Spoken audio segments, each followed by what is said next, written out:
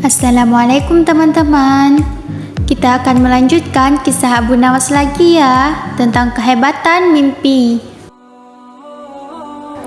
Suatu hari, seorang yogis atau ahli yoga dan seorang pendeta bersekongkol ingin memperdaya iman Abu Nawas dalam sebuah pengembaraan. Setelah semua rencana siap disusun, mereka berangkat menemui Abu Nawas di kediamannya. Ketika mereka datang, Abu Nawas sedang melakukan salat 2 rakaat. Setelah dipersilahkan masuk oleh istri Abu Nawas, mereka masuk dan menunggu sambil berbincang-bincang santai. Seusai salat, Abu Nawas menyambut mereka. Abu Nawas dan para tamunya bercakap-cakap sejenak. Mulailah mereka menyampaikan maksud mereka. "Wahai Abu Nawas, kami berdua sebenarnya ingin mengajak engkau melakukan pengembaraan suci.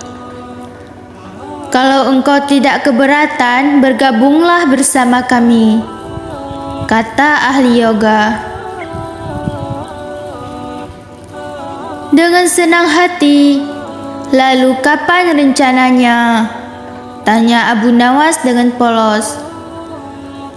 "Besok pagi," kata pendeta tersebut. "Baiklah kalau begitu, kita bertemu di warung teh besok." Abu Nawas menyanggupi perkataan mereka. Hari berikutnya, mereka bertemu di warung teh.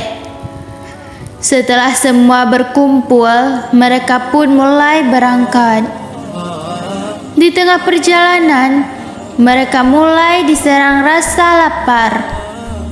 Akan tetapi, mereka tidak punya apa-apa untuk dimakan. Dan sesuai dengan kesepakatan sebelumnya, mereka juga tidak boleh sarapan sebelum berangkat. Karena dari awal mereka memang sudah sepakat untuk tidak membawa bekal, maka satu-satunya cara untuk menghilangkan rasa lapar adalah dengan mencari derma. "Hai Abu Nawas, bagaimana kalau engkau saja yang mengumpulkan derma guna membeli makanan untuk kita bertiga? Karena kami akan mengadakan kebaktian," kata pendeta. Tanpa banyak bicara, Abu Nawas berangkat mencari dan mengumpulkan derma dari rumah satu ke rumah lain. Setelah derma terkumpul, Abu Nawas membeli makanan yang cukup untuk 3 orang. Abu Nawas kembali ke pendeta dan ahli yoga dengan membawa makanan. Karena sudah tidak sanggup menahan rasa lapar, Abu Nawas berkata, "Mari segera kita bagi makanan ini sekarang juga." "Jangan sekarang, kami sedang berpuasa," kata ahli yoga. "Tetapi aku hanya menginginkan bagianku saja, sedangkan bagian kalian terserah pada kalian," kata Abu Nawas menawarkan jalan keluar. "Aku tidak setuju. Kita harus seiring seirama dalam berbuat apapun," kata pendeta. "Betul, aku pun tidak setuju karena waktu makanku besok pagi. Besok pagi aku baru akan berbuka," kata ahli yoga. "Bukankah aku yang engkau jadikan alat pencari derma? Dan derma itu sekarang telah kutukar dengan makanan ini. Sekarang kalian tidak mengizinkan aku mengambil bagianku sendiri.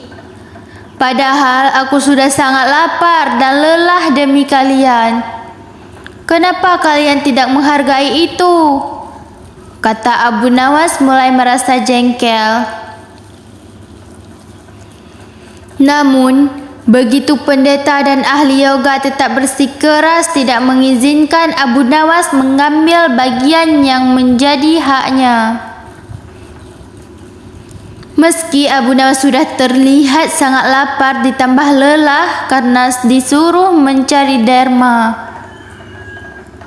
Abu Nawas pun terus berusaha meyakinkan kawan-kawannya agar mengizinkan ia memakan bagiannya saja. Tetapi mereka tetap saja menolak. Abu Nawas benar-benar merasa jengkel dan marah. Namun Abu Nawas tidak memperlihatkan sedikit pun kejengkelannya dan kemarahannya. Bagaimana kalau kita mengadakan perjanjian? Kata pendeta kepada Abu Nawas. Perjanjian apa? Tanya Abu Nawas kembali. Kita adakan lomba.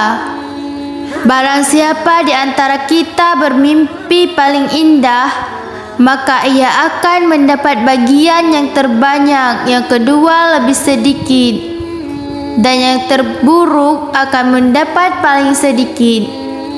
Pendeta itu menjelaskan. Abu Nawas setuju. Ia tidak memberi komentar apa-apa. Ia sudah tahu jika memang akal bulus yang sudah mereka rencanakan untuk menjebaknya. Dan yang jelas, mereka pasti tidak akan mengakui tentang kehebatan mimpi Abu Nawas nantinya. Maka oleh sebab itu, ia pun mulai memikirkan jalan keluarnya. Hari pun mulai malam. Embun mulai turun ke bumi.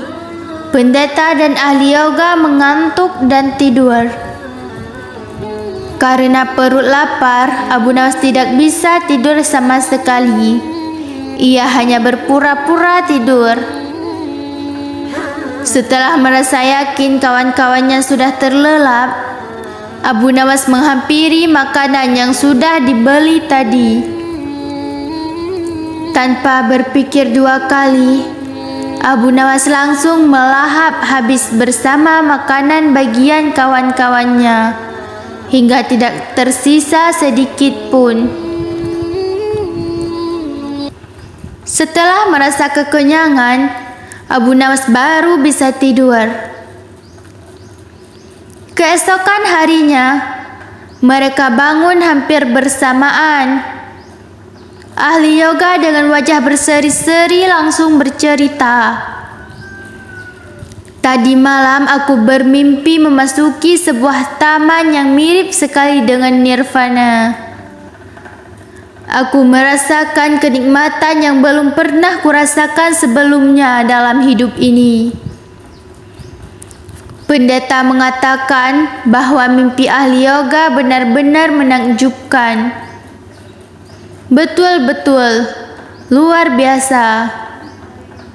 Kemudian giliran pendeta menceritakan mimpinya. Aku seolah-olah menembus ruang dan waktu, dan ternyata memang benar.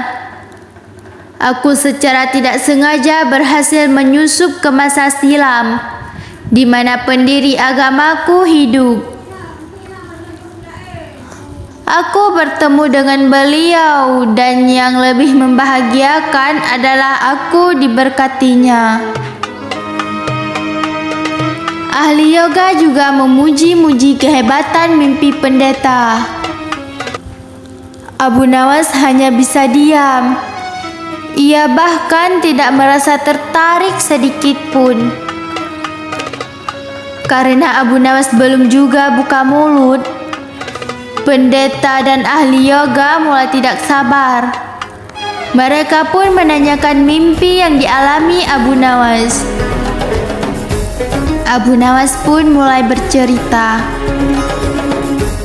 Kalian tentu tahu Nabi Daud alaihissalam. Beliau adalah seorang nabi yang ahli berpuasa. Tadi malam aku bermimpi berbincang-bincang dengan beliau.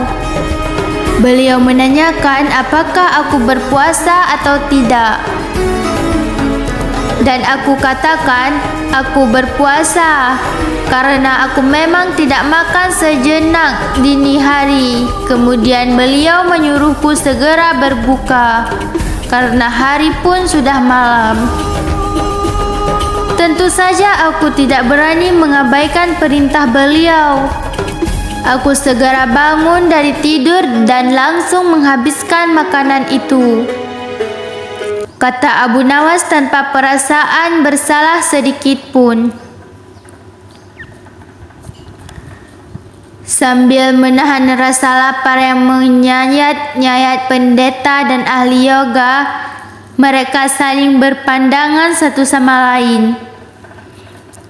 Mau tidak mau, mereka harus mengakui kehebatan mimpi Abu Nawas. Meski dengan rasa lapar yang sangat mencekam dan perasaan menyesal yang amat sangat, karena telah berani mempermainkan Abu Nawas. Sekian dulu ya teman-teman. Assalamualaikum.